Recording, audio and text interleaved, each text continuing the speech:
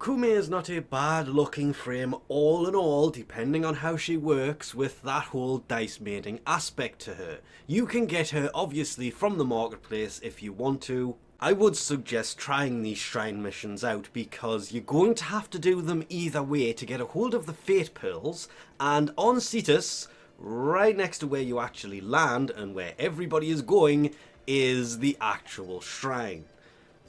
Doing the shrine mission will get you some of the parts for Koumei, and if you don't want to spend too long farming it, you can always come here, take your Fate Pearls, go to Offer Fate Pearls, and buy the other parts. Yay! Finally found a location where it works and the shrine's in the background, but there she is. She will come with a V polarity for the aura.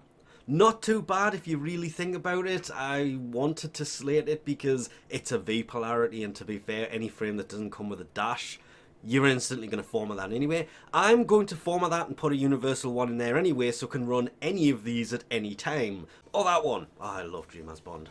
Oh wait, I could put that in there anyway. It's a universal aura. For her first ability, you basically throw out the threads of fate. And any enemy that hits them is affected by electricity, toxin.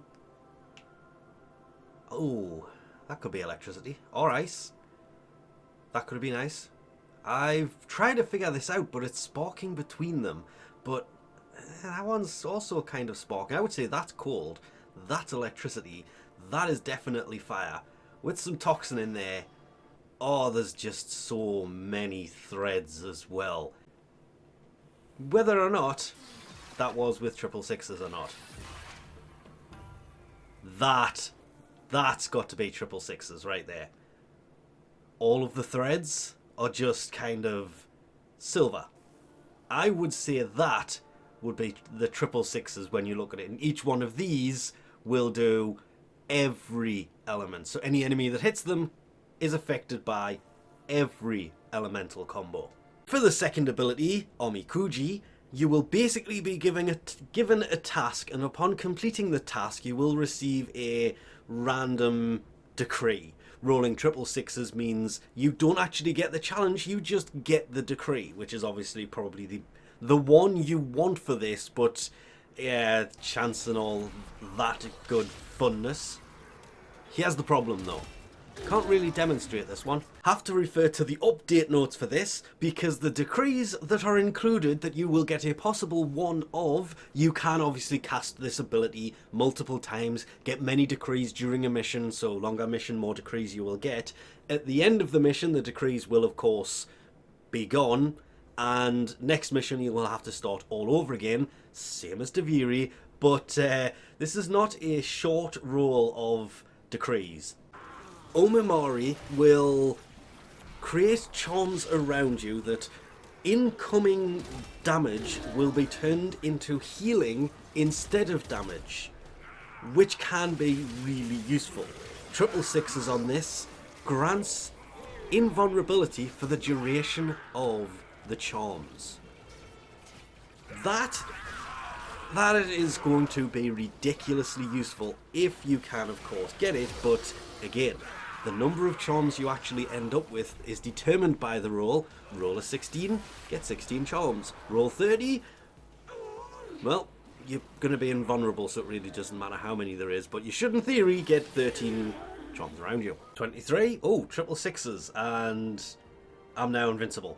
Of course, rarely see 666s, and because I'm not in mission, the first time I use the ability, there it is.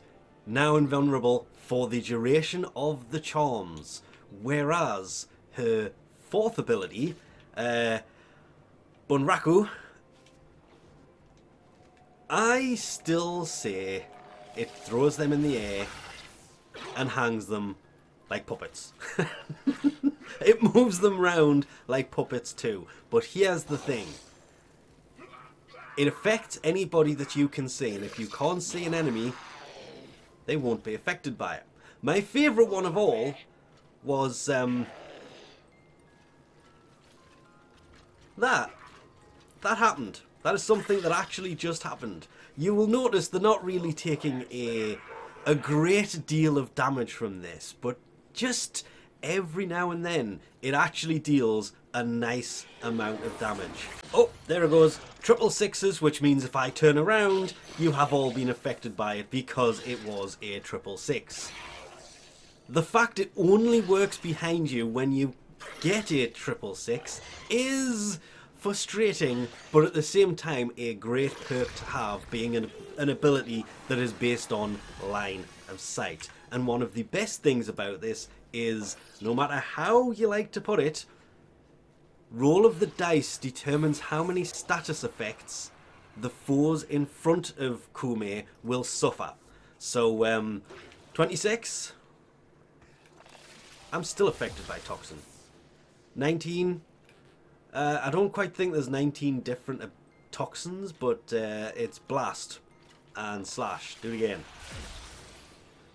Wow. Okay. That's all of them. How to build her, on the other hand, well, all I can say is damage, being power strength, is increased with Koumei and Bunraku. Her first and fourth abilities are affected by damage, range, and duration. So however you want to build her, concentrate on power, range, and duration for those two abilities that obviously are the damaging abilities. Nothing really affects Omikuji, her second ability, and Omamori. I mean, it's technically affected by power strength for its heal multiplier, but that is literally it. Efficiency can obviously work across all four, but would just concentrate on power strength, power range, and power duration. When you're going for flow, if you have access to it, Archon Flow will give the same as Primed Flow at 185% energy max, but enemies killed by cold, 10% chance to drop an energy orb. Considering she uses status effect, that is going to be really useful, as is Archon Continuity if you have it. Because that, obviously, abilities that inflict a toxin status effect will also apply corrosive. So, you know, that covers you for two of the four elements that she has a chance to do, meaning her first ability will basically do toxin, corrosive, and possibly drop energy at the same time. These two are going to be really, really useful. That being said, you could always... bit of Umbral Intensify in there with Umbral Vitality will give 55% ability. Extra 55. You can accumulate this by just throwing some Archon Shards in there, to be fair. If you have Tau Forged ones, a lot more than that mod will give you. Transient Fortitude, probably better to go for, but you will lose a bit of duration with that. However you want to build her, Koumei is a very interesting frame. She is well worth the farm to get her parts, because you're going to be farming for the pearls to build her anyway. So may as well do it for the pearls, get the parts as a byproduct. You can always buy the parts if you have one that isn't dropping very effectively for you. This is also a possibility, and why that system was implemented, instead of giving it to a boss like it used to be. Worth it though. Very, very worth it. The RNG is probably the only major downside to her, because however you want to actually build her, it all is determined at the roll of a dice, which makes her very interesting. She could be good for high level missions, as long as you get good rolls, or horrible for low level missions if you get bad rolls. Makes it a little bit more challenging. And most of the abilities, apart from the Decree, if you do get a bad roll, you can always just kind of re-roll them. Yes, she is quite a fun frame to use, an amazing frame. Still in the park of they may fix her, they may adjust her, they may buff her, they may nerf her. It's too new of a frame to turn around and be able to say she is absolutely amazing and always will be. Because simple fact comes down to how amazing she is depends on how good a roll you get. With that, we'll leave this off here. Thanks for watching, and I'll catch you next time.